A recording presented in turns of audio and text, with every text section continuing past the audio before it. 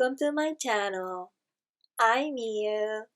I am a coach who specializes in women's emotional wellness. This channel is all about helping you fall in love with yourself and your life so you can wake up in the morning excited and energized. Notice the beautiful things that your life offers and attract what you desire and go to sleep at night happy and peaceful. In each video, I answer one question that I receive from people and occasionally share some content that I think might be helpful. So with that out of the way, let's get into today's video. Okay, so the question that I'm answering today is, I'm constantly chasing drama, conflict, and not seeing the beauty in my life. I'm dealing with anxiety and lack of sleep. How can I focus on what I have and enjoy life as it is and be happy and optimistic again? Okay, so based on how you describe your life, I have a feeling that there is something that you may need to look into. It feels like you are avoiding dealing with something.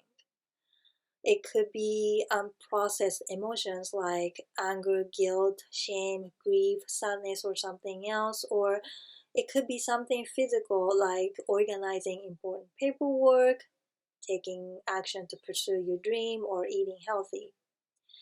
Because when you have something you need to face but don't do anything about it, whether you are aware or not, you tend to get involved in unimportant things. You get involved in your parents' problems, or you get stuck in a stressful friend conflict, or you get caught up with your coworkers' drama. And it feels like it never ends. So why does it happen one after another? Because you unconsciously make yourself busy so you don't have to deal with what you need to deal with. And when you do that, you are basically numb or neutral, so you don't feel pain or discomfort, but you don't feel happy or optimistic either. So if it resonates with you, first I want you to think about what it is that you may be avoiding. If you think that it's unprocessed emotions, think about which one stands out the most. And if it's something you physically need to do, think about why you procrastinate. What's the feeling or emotion that you are avoiding? There are always feelings or emotions attached to your procrastination. You procrastinate because you don't want to feel what you might end up feeling if you do what you procrastinate. I have a client who used to procrastinate on doing exercise.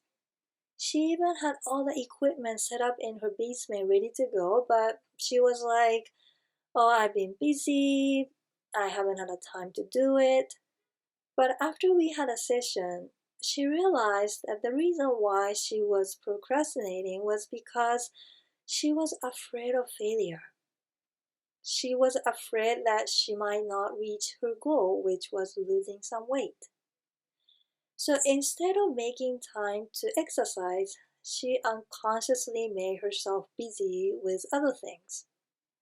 So as you can tell by my client's story, even if what you're avoiding is something physical, it comes down to your feelings or emotions. So think about what emotions you're avoiding feeling. Once you become clear on your emotion, next is really acknowledge it. Know that it's there. And then think about where it originally came from. When did you have that same feeling? What happened then? Did something happen? Did someone tell you something? And once you're clear on where your emotion originally came from, pick one thing that could help you process that emotion, even 10%. You don't have to worry about healing it right now. All you need is to acknowledge and process your emotion. Processing your emotion is sometimes enough to experience a shift. But what do I mean by processing your emotions? It is different for everyone, so it would be best if you choose what feels right in the moment. But you can do something like express your thoughts and feelings to someone you can trust, or through journaling, or write a letter to the person who caused your unprocessed emotion. You can actually give the letter to them, but you can also tear it up or burn it if that's what you like to do. Or you can simply let yourself cry. There, there are no right or wrong ways to process your emotions, so do what feels right to you in the moment.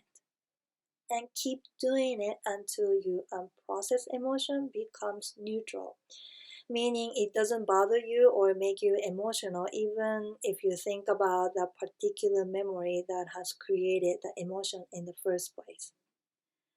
There are a couple more steps to release it completely, but what I share with you today is the biggest and the most essential step. So give it a try and let me know if you want to learn the rest of the steps.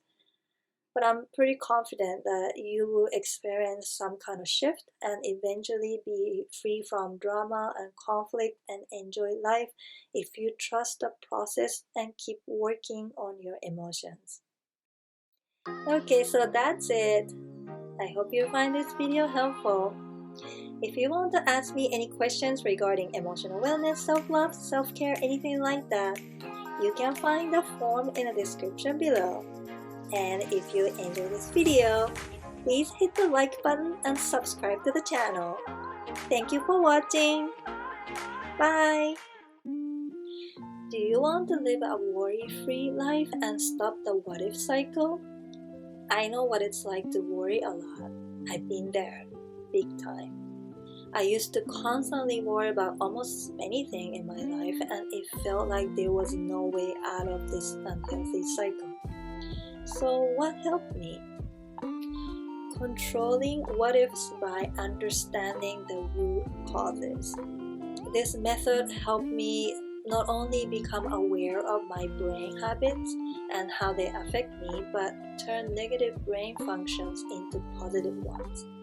It helped me so much that it got me thinking, what if I make a workbook with all the exercises and tools that help me stop worrying and see the world as a safe and loving place so others can benefit from this too?